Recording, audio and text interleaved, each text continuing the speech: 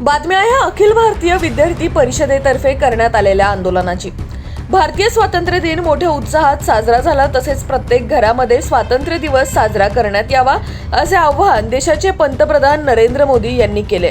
या आव्हानाला प्रतिसाद देत सर्व शासकीय तसेच खासगी कार्यालयांमध्ये हा स्वातंत्र्य दिवस मोठ्या उत्साहात साजरा झाला। परंतु दुसरीकडे पिंपरी चिंचवड येथील वाकड परिसरात असलेल्या आदिवासी विद्यार्थी शासकीय वसतिगृहाच्या गृहपालांनी मात्र वसतिगृहात स्वातंत्र्य दिनी ध्वजारोहण करण्याची तसदी देखील घेतली नाही व कोणत्या प्रकारचे स्वातंत्र्य दिनाचे कार्यक्रम साजरे नाही केले। या गोष्टीच्या निषेधार्थ अखिल भारतीय विद्यार्थी परिषदेकडून शुक्रवार दिनांक 18 ऑगस्ट रोजी आदिवासी वसतिगृहामध्ये आंदोलन करण्यात आले।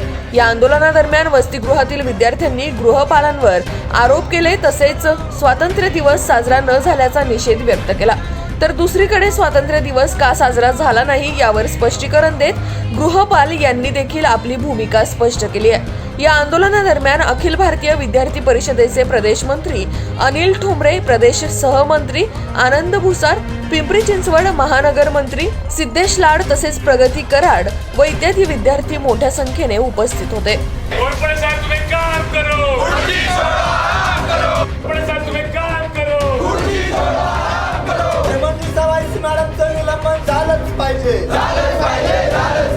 मंजुषा मॅडम तुम्ही काम करो, 15 ऑगस्टच्या दिवशी खरं तर देशभरामध्ये उत्साहात ध्वजारोहण सगळीकडे साजरी झालं। परंतु शासकीय आदिवासी वसतिगृह असणाऱ्या वाकड या ठिकाणी कोणत्याच पद्धतीचं ध्वजारोहण करण्यात न आलं। किंबहुना या ठिकाणी असणारे गृहपाल घोरपडे आणि मॅडम हे देखील या ठिकाणी उपस्थित नव्हते आणि विद्यार्थ्यांनी विचारलं की तुम्ही या ठिकाणी ध्वजारोहण का करत नाहीत, तर त्यांनी हास्यास्पद कारणं दिली की ध्वजारोहण करण्याची आवश्यकता नाहीये, खांब उपलब्ध नाहीये, दोरी उपलब्ध नाहीये आणि त्यांनी या ठिकाणी फिरकले नाही आणि ध्वजारोहण केलेलं नाहीये। त्याच्यामुळे आज सर्व विद्यार्थ्यांच्या या ठिकाणच्या मागण्यावरून अखिल भारतीय विद्यार्थी परिषदेच्या वतीनं तीव्र स्वरूपाचं आंदोलन आम्ही या ठिकाणी करतोय।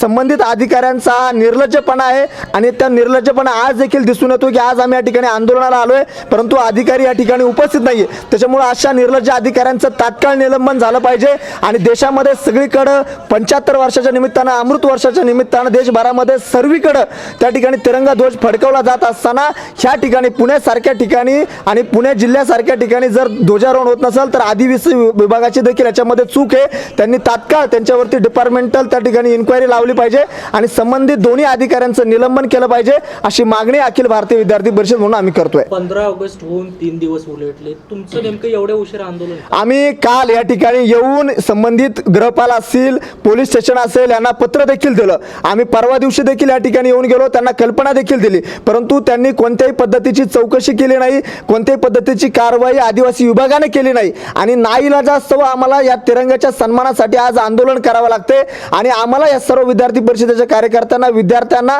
लाज वाटते महाराष्ट्र शासनाच्या या सर्व भोंगळ कारभाराबद्दल की आम्हाला तिरंग्यासाठी आंदोलन करावं लागते। त्याच्यामुळे 3 दिवस जाऊ द्या, 3 महिने जाऊ द्या परंतु आम्ही आंदोलन हे करत राहू जोपर्यंत त्यांचं निलंबन होत नाही। त्याच्यामुळे तिरंग्याच्या सन्मानासाठी या ठिकाणी आम्ही सर्वजण एकवटलेलो आहोत।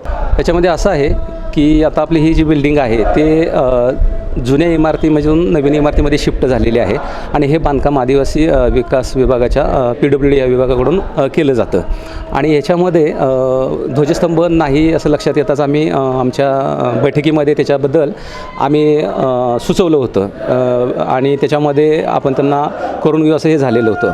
तथापि ह्या बिल्डिंगच्या ह्याच्यामध्ये त्या प्रमाणामध्ये हे होणं ध्वजस्तंभ उभारणं त्याची अवहेलना न होणं ह्या किंवा ध्वजसंहितेचा मान राखून जो आहे तो स्वातंत्र्याचा हा दिन साजरा करणं हे अपेक्षित आहे आणि त्याच्यामुळं आम्ही संध्याकाळी 9 तारखेला ही आमचा ज्यावेळेला आदिवासी ह्याचा जागतिक आदिवासी दिन होता त्या कार्यक्रमा दिवशी ही चर्चा झाली मुलांच्यासोबत आणि त्याचवेळी असं मुलांना आदल्या रात्री सांगितलं होतं अध्यक्ष जे होते त्यांनी की आपण आपापल्या ह्याच्या शैक्षणिक संस्थांमध्ये आपण करूया कारण आपल्याकडे आता तसा त्या उंचीचा स्तंभ नाही आहे। जर उभारला गेला तर तो चुकीच्या पद्धतीनं उभारून त्याची अवहेलना होऊ नये हीच फक्त रास्त ही होती आमची। गेल्या वर्षी पण अशीच परिस्थिती होती। गेल्या वर्षी आपण जुन्या बिल्डिंगमध्ये आपण हे करत होतो। जुन्या बिल्डिंगमध्ये हे होतं खाजगी इमारत होती।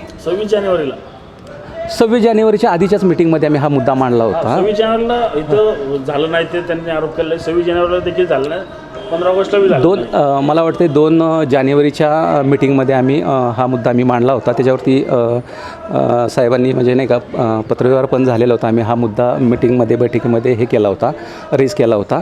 आणि त्या अनुषंगानं ह्या बिल्डिंगला अपेक्षित असं एवढा उंच प्रमाणात झेंडा असणं, कारण इमारतीचं आपण जर पाहिलं तर खूप मोठं हे आहे परिसर आहे. तर त्याच्यामध्ये 10 फुटाचा किंवा 15 फुटाचा 12 फुटाचा झेंडा हे अपेक्षित नाही ध्वजसंहितेप्रमाणे, किंवा त्याचा अवमान करणं हे नाही. आणि कुठलाही भारतीय त्याच्याबद्दल आपण सर्व जागरूकच आहोत. आणि असं काही नाही की कोणी न करण्याचं काही कारण नाही आहे त्याच्यामध्ये. फक्त ही गोष्ट आहे की तो प्रॉपर झाला पाहिजे, हेच फक्त आमचं हे होतं. झेंडावंदन ध्वजारोहण होणं हे आदिवासी वसतिगृहात अपेक्षित होतं. नाही, शासकीय इमारत आहे म्हटल्यानंतर अपेक्षित आहे. तथापि ह्या कारणामुळं आमचं ते हे झालेलं आहे. तर आम्ही जे विद्यार्थी आहेत, जे नागरिक आहेत आपले स्वतंत्र भारताचे, त्यांनी हा दिवस न चुकवता कुठंतरी शैक्षणिक संस्था असू दे किंवा दुसऱ्या शासकीय कार्यालय असू दे, जिकडं झेंडावंदन प्रॉपर केलं जातं, जिथं स्तंभ आहे. आणि ह्या एवढ्या मोठ्या इमारतीला ध्वजाचा स्तंभ जर करायचा असेल तर त्याला पायऱ्या किंवा त्याचा जो हे आहे तो व्यवस्थित केला गेला पाहिजे. सिमेंटचे 4 पोती ओतून किंवा असं हे अपेक्षित नाही.